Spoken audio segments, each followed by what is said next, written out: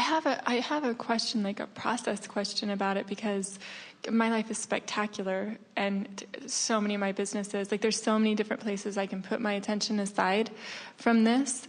Is it better to just take my focus completely away from it, or is it better to deliberately shift, which I have done also, where I've deliberately shifted my feeling on it into a better and better feeling place? It's not in the best feeling place yet, but I know it can get there, or just appreciate all the other amazing stuff going on in my life. Well, you can't, when you've got a point of attraction going on, right. Law of attraction is going to keep dishing right. it up to you. Right. So you don't want to go hide in the closet either. Right. So we would do two things. We would appreciate whenever possible and extend the appreciation through rampages as long as they're feeling good. And in every other case, just go general, because when you're in a situation that is pervasive, mm-hmm. and it's calling your attention quite a bit. Yeah. Sometimes you can find appreciation mm-hmm. when you're not facing it. Mm-hmm. You can be distracted enough that other wonderful things will just call appreciation through you. And of course, when you do that, you're practicing the appreciation vibration, which just makes it more natural to you. But then when the situation that you really don't want to look at is right there for you to look at it, you can't not look at it. Right. But the way you soften your angst about it is by becoming as general as you can. This too shall pass. This really is a good thing, although I can't see it right now. There is benefit in this that I don't really know yet. Always in the step one experience, there's wonderful stuff that's going into the vortex, and even though I can't see it now, I accept on an intellectual basis that it is there. There are gifts here that I haven't really reaped the benefit of yet, but I know they're there for me to reap. This isn't so bad. It's something that I tensed against for a long time, but there's nothing really awful about it. And I'm having a lot of new experiences, and I'm learning, and there's something sort of satisfying in coping and in learning and in going through the process of it. And I'm becoming broader in my thinking, and there's nothing terrible going on here, and it's going to be all right. And I love learning, and life is about learning, and I've never wanted to shy away from. And this isn't an indication that I've done something wrong. This is an indication that I want something big. In other words, I can't play in this big world with these big players if I don't understand this. So I'm catching my sea legs on all of that. So two things: appreciate as much as you can and go general. Now, of course, we want you to reach the place where you can appreciate fully. But you can't make that jump all at once. Mm-hmm. And when you try, it backfires on you. Where if you go general, you can find the place of it. The rule of thumb that we've offered is be as specific as you can be while still feeling good. So as you're general and feeling good and general and feeling good and general and feeling good, before you know it, you can become more specific and feeling good and more specific. And of course, the answer is the more specific you are while feeling good, the more of your natural power you have, the more you're hooked up with the fullness of who you are.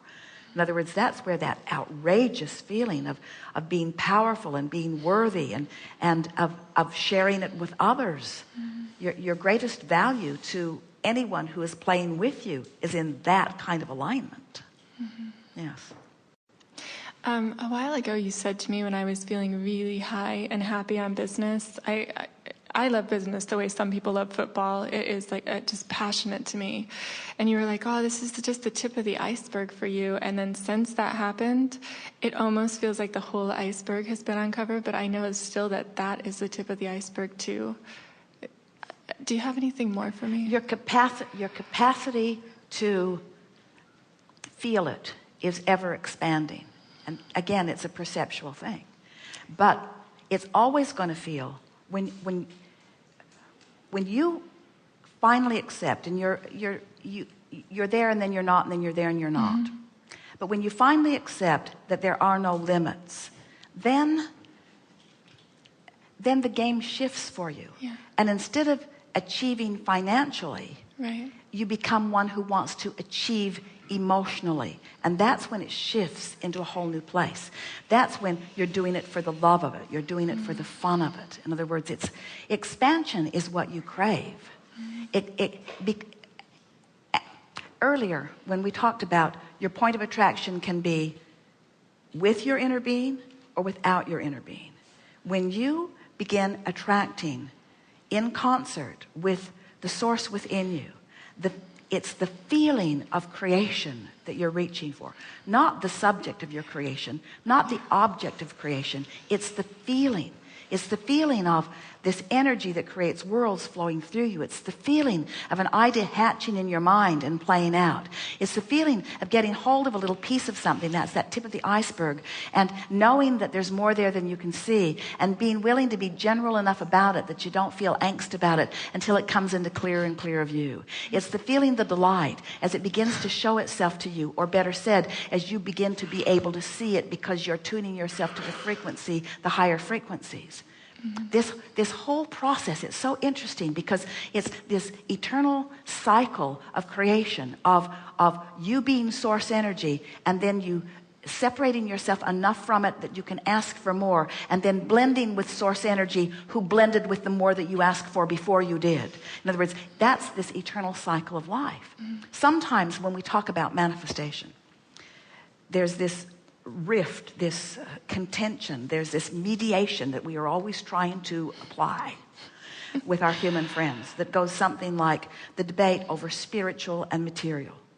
And we say, there's no debate. Everything that is manifesting is spirit. In other words, that's why we ask you what you think we're doing. Do you think we're driving cars around on the clouds? And we want you to understand that as you are here, you are the physical version of that which is us. So as you are perceiving, as you are here as you achieve a point of view, a consciousness that exists in a now reality, we perceive through you. We perceive all that you are. We are all that you are, but we are without the resistant version. So, and when you catch glimpses of the non-resistant version of how far you have taken that which is us, are you hearing this? Yeah.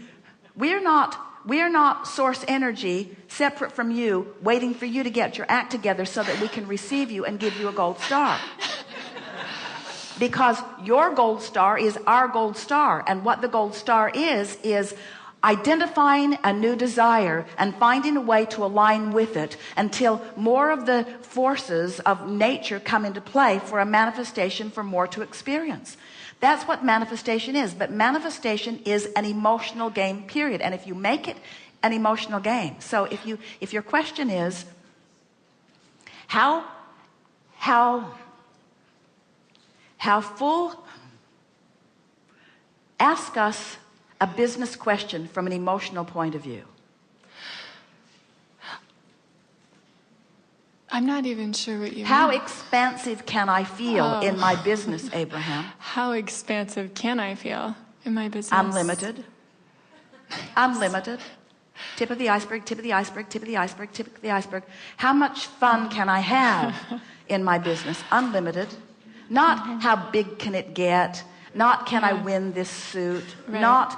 Not how many companies will I have? Not what does my profit and loss look like?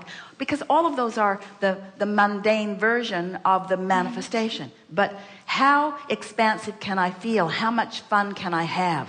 How free can I feel? How many others can I draw into this feeling of freedom? How glad can I be that I'm alive? How good can the air smell while I'm doing my business? How expansive can I be? How connected to source can I feel? How connected to source can I be? How much of source energy will play this game? How much of source energy will contemplate my combative partner? How much of source energy will infuse my so-called enemy with the love and appreciation so that we can dance this dance together? How far can we go together in our understanding that there is not a limited pie, there is an expansive pie that we are creating together? How fully can I embrace this person in utter appreciation for the newfound clarity that has erupted as a result of what I thought was a problem that turns out to just be another tip of another iceberg to which I am eternally craving? Thank you.